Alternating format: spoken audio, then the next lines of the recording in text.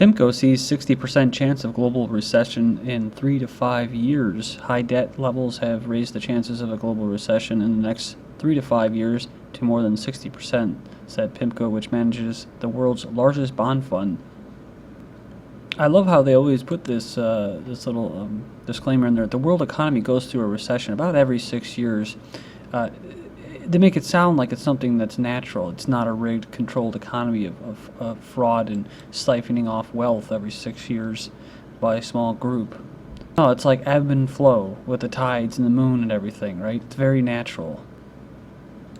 Downgraded, Greece ousted from index of developed countries. The latest setback for Greece, says here, booted the Eurozone member from its index of developed countries. And decision was announced late Tuesday. Says it is the first time the index provider demoted a country from its developed to its emerging market category since the launch of its flagship Emerging Markets Index of 1987.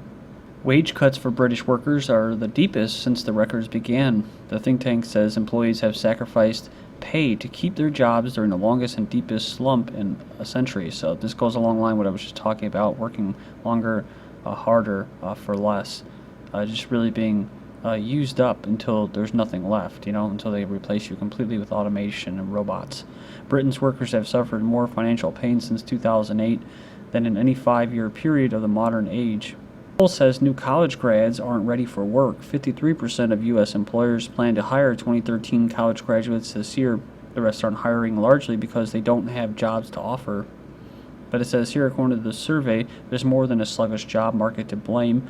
It says this survey revealed widespread dissatisfaction with the graduates' perceived job readiness as well as technical skills mismatched between the applicants and job requirements.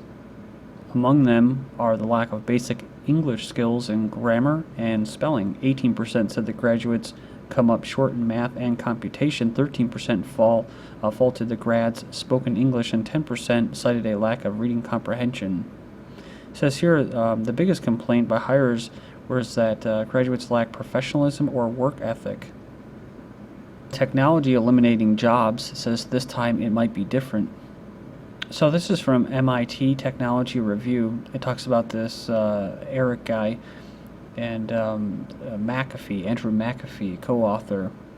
It says they've been arguing for the last year and a half that impressive advances in computer technology, from improved industrial robotics to automated translation services, are largely behind the sluggish employment growth in the last 10 to 15 years. This is what I've been talking about too. Those jobs that they talk about they're not going to be replaced by humans. They're gone. They're not coming back. So, and it's only going to get worse.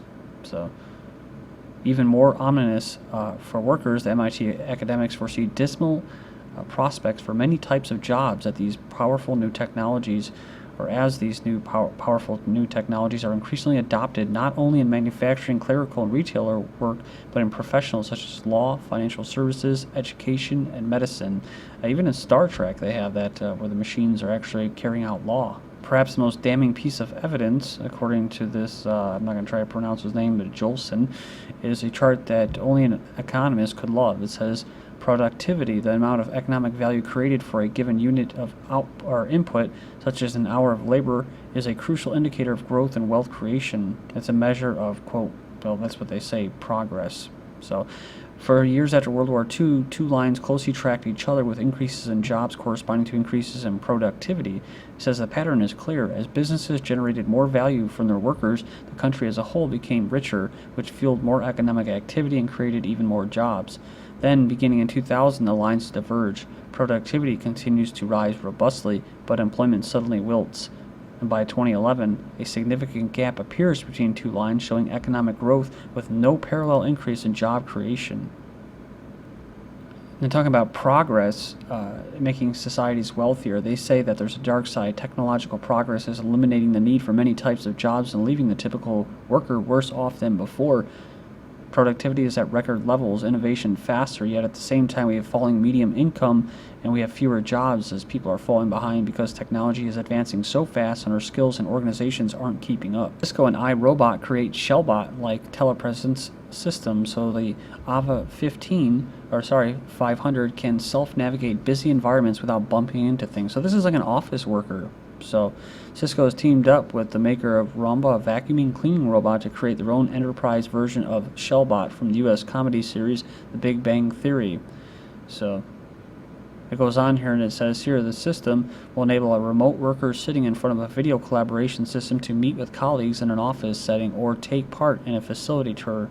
It's designed to enable mobile visual access to manufacturing facilities, laboratories, customer centers, and remote facilities, and a supply chain. This is an older article, or not an article because it's from the 8th of this year, but of this month. But I remember seeing this article about drones delivering pizzas by Domino's a few years back.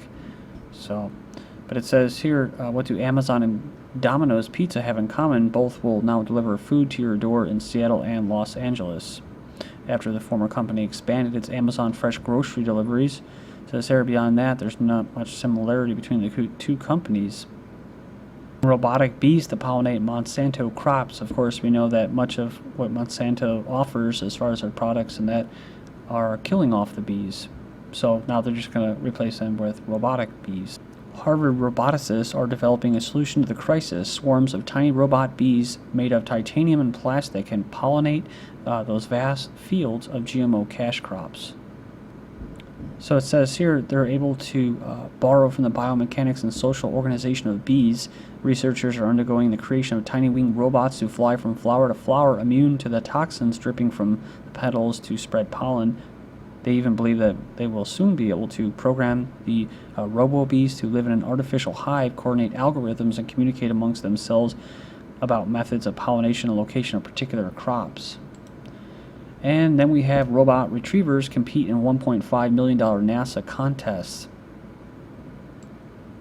So it goes on here and it says that 11 robots faced off in a Massachusetts field on Wednesday, showing off their ability to independently track down objects in a hunt for $1.5 million prize money at the NASA-sponsored contest aimed at speeding technological development. So when you see articles like this, you probably remember seeing them over the weekend, how the human face might look in 100,000 years, basically saying how people are going to adapt. They're not going to, it's not going to be through natural evolution. It takes a long time.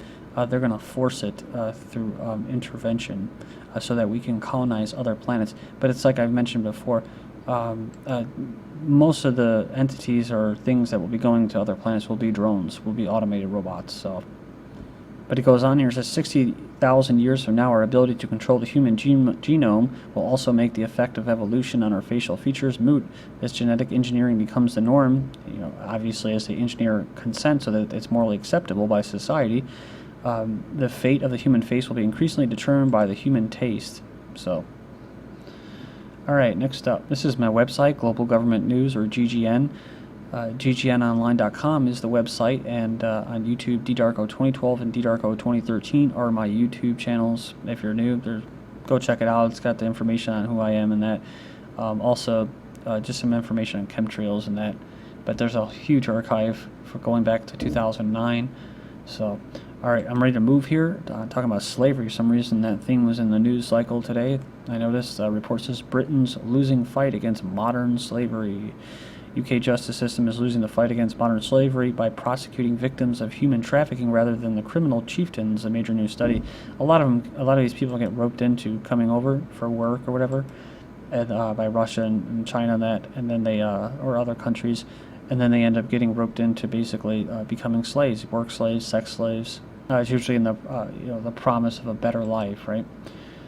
U.S. school for disabled found running sweatshops, says the New York Times. So, a school in Rhode Island has been found guilty of operating a sweatshop for kids with disabilities.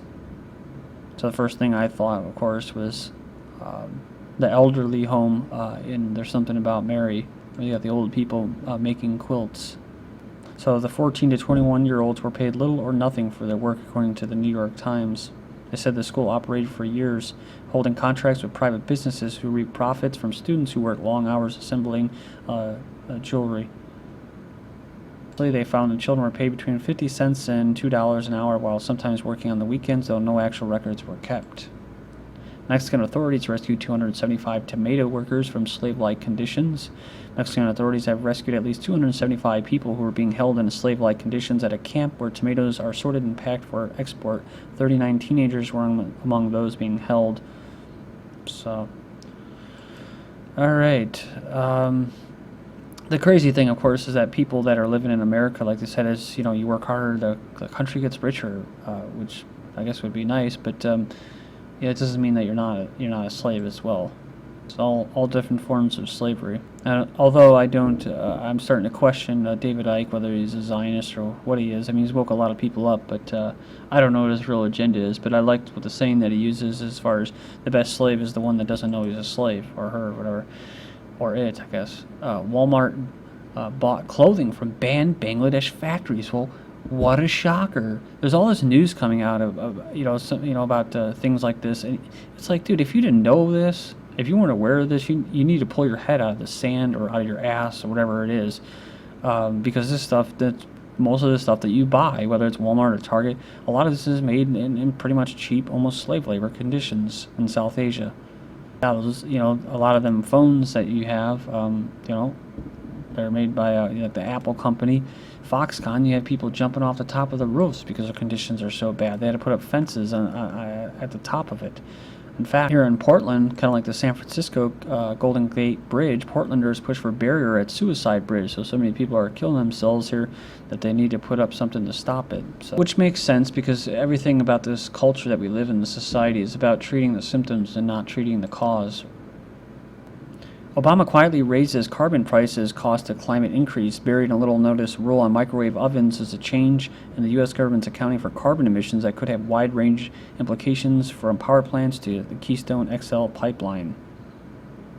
So the figure is meant to approximate losses from global warming, such as flood damage and diminished crops. Again, never mind all the chemtrails and the engineered storms that we've had just this year alone. It's a so-called social cost. So they're going to pass this. Of course, these companies are going to still reap the same benefits, and then they'll pass it on to the consumers. So you're going to have higher utility rates because they're spraying chemicals and modifying the weather. Of course, when they say, the economy's doing well, that means that the people at the top are still making their record profits. They're not record profits, but they're still making their large amounts of profits. If they have to cut people and toss them to the streets and they can't feed their families, they don't give a shit. As long as the economy doing well means that the people at the top are still making their profits.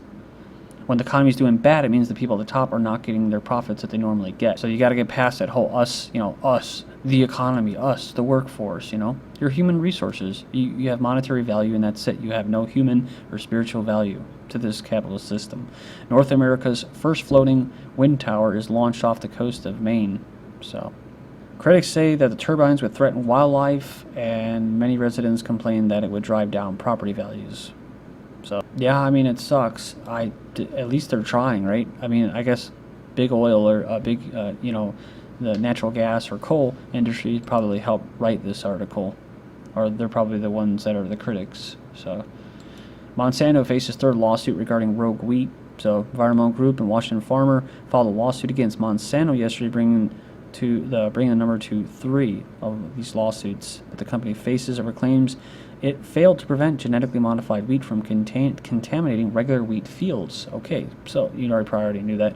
Monsanto secures victory over organic farmers. This is the latest news. Appeals court ruling handed down Monday is being largely viewed as yet another victory for biotech giant Monsanto.